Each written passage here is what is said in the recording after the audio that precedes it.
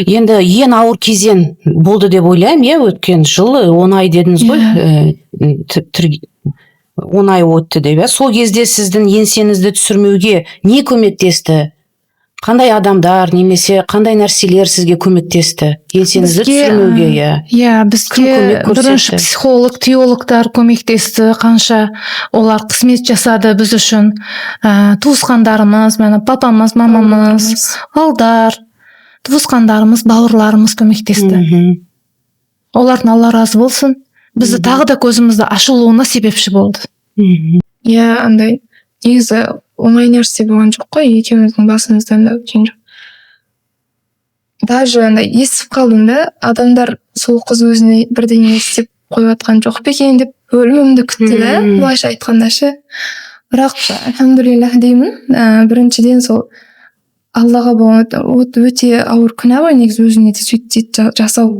Сол нәрсе мені алып қалды деп ойлаймын. Одан кейін сол психологтар, теологтармен жұмыс жасадым. Олар маған өмір сүруді, яғни келешекке болған үмітімді андай көмектесті да, үмітімді ашып деген сияқты, үміт сыйлап, сенде барлығы жақсы болады, сен тек қана бұл сынақ, сен жақсылап өтіп алсаң, одан кейін еш нәрсе көрмегенде болып кетесің деген сияқты өз ойларыммен бөлісіп, андай тұрып берді да, былайша айтқанда жанымда. Бауырларым, ата-анам үлкен көмек болды бізге негізі сол. Негізі мысалы қоршаған орта немесе осы ауданның тұрғындары, ауылдың тұрғындарының көзқарастары, сізге қарасты көзқарастары өзгерді ме?